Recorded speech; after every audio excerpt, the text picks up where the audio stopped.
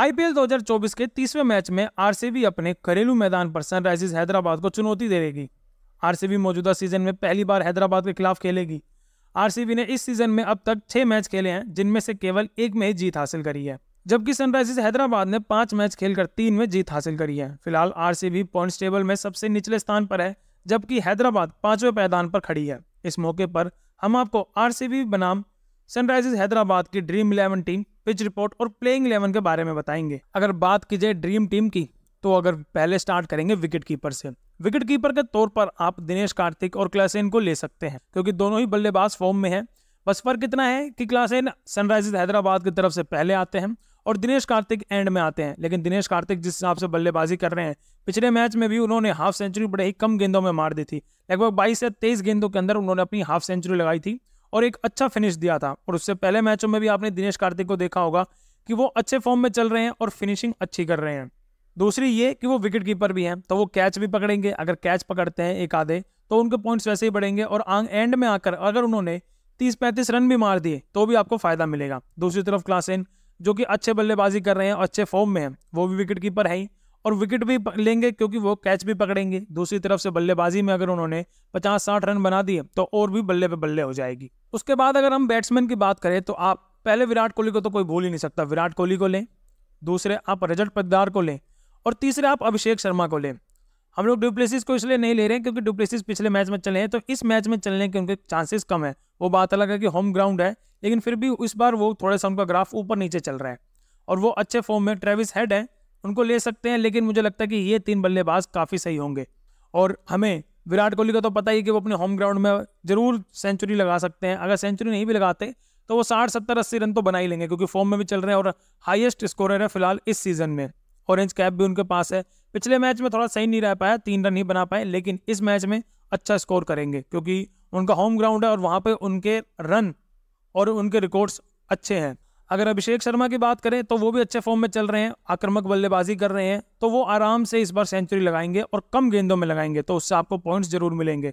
रजत पाटीदार, उनको अगर आपने पिछले मैच में देखा हो तो लंबे लंबे छक्के लगा रहे हैं, धीरे धीरे उनकी फॉर्म वापस आ रही है और इस मैच में भी वो ज़्यादा स्कोर करते हुए आपको नजर आएंगे। भले ही पाटीदार स्टार्ट स्लो करें, लेकिन एंड वो बड़ी तेज करते हैं और जिस हिसाब से 2 मैचों में उनकी बल्लेबाजी देखी गई है, वो इस मैच में कुछ तूफानी करके दिखाएंगे क्योंकि उनका होम ग्राउंड है और वहां पर उनको और ज्यादा फायदा मिलेगा।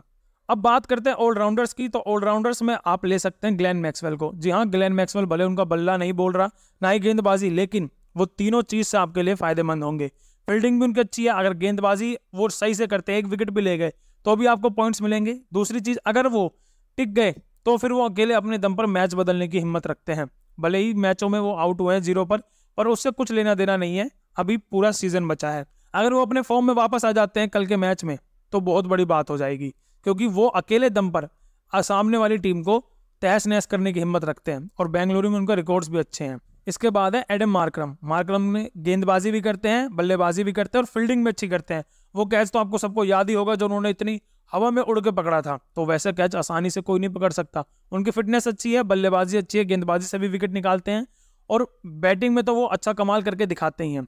तीसरे नंबर पर आप ले सकते हैं या तो कैमरन ग्रीन को या तो फिर विल्स को। विल जैक आपके ज़्यादा फायदा रहेगा क्योंकि आरसीबी इनको खिलाएगी और वो अच्छा फॉर्म में मतलब चल भी रहे हैं, रन बना के भी देंगे। कैमरन ग्रीन का क्या है कि वो थोड़ा सा स्लो भी खेल रहे हैं, कभी फास्ट भी खेल रहे हैं, तो मतलब उनका कुछ इतना सिस्टम बैठ नहीं पा रहा, लेकिन इनका बैठेगा और ये अच्छे से रन बना कर भी देंगे। और अब रही बात बॉलर्स की, तो पहली पसंद तो पैट कमिंस है, क्योंकि वो भाई कप्तान भी है और अच्छी गेंदबाजी भी करते हैं। बेंगलुरु में उनका भी रिकॉर्ड बहुत सही है और इंडियन पिच पर वो बॉलिंग करना जानते हैं, क्योंकि आपने हाल ही में देखा था किस हिसाब से उन्होंने गेंदबाजी करी थी वर्ल्ड कप में भी और अभी उनके हाल फिलहाल के मैचेस में भी। उनकी हाइट अच्छी है तो बॉल ज़्यादा स्विंग करेगी। दूसरे स्विंग किंग भुवनेश्वर कुमार, उनको तो कोई भूल ही नहीं सकता। वानखेड़े में उनकी गेंदबाजी आपने देखी है, अब आपको चिन्ने स्वामी में भी देखनी है। विराट कोहली के सामने भी अच्छी गेंदबाजी करते हैं। पावर प्ले में तो उनका पिछला मैच आपने देखा ही था, उन्होंने मात्र कितने, मुझे लगता है 10 से 12 रन भी नहीं दिए होंगे ज़्यादा, और बहुत अच्छी स्विंग डालते हैं। बॉल्स उनको देख के मतलब बल्लेबाज घबराते हैं। उसके बाद आखिरी में आते हैं हमारे one and only T Natarajan. अच्छी यॉर्कर डालते हैं, अच्छी लाइन लेंथ डालते हैं, तो आरसीबी के बैट्समैन को थोड़ी सी तकलीफ हो सकती है इन तीनों बल्लेबाज गेंदबाजों के सामने, क्योंकि तीनों ही फॉर्म में चल रहे हैं। टी नटराजन विकेट भी निकाल के देंगे। मोहम्मद सिराज को हमने इसलिए नहीं बोला क्योंकि मोहम्मद सिराज ना ही विकेट ले पा रहे हैं, ना ही रन रोक पा रहे हैं, कुछ ज़्यादा कमाल करके नहीं दिखा रहे हैं इसीलिए, और स्पिनर्स तो कोई चल ही नहीं पा रहा है आरसीबी की तरफ से। तो फिलहाल ये 11 जनों की टीम बिल्कुल सही होगी। और बाकी अगर कोई अपडेट होता है, मतलब कि अगर कल प्लेयर्स जब टीम अनाउंस हो जाएगी उसके बाद अगर कोई बदलाव आता है तो आप पैट कमिंस और ट्रेविस हेड इन दोनों को ले सकते हो टीम में। और रही बात टीम के जीत हार की, तो अगर आरसीबी ने कल चेज किया तो आरसीबी जरूर जीतेगी, क्योंकि आरसीबी के पास बैटिंग लाइनअप अच्छी है, बस गेंदबाजी में उनके पास थोड़ी सी कमी है। अगर वो चेज करती है तो वो जरूर मैच जीतेगी। और अगर सनराइजर्स हैदराबाद चेज करती है तो सनराइजर्स हैदराबाद जीत सकती है।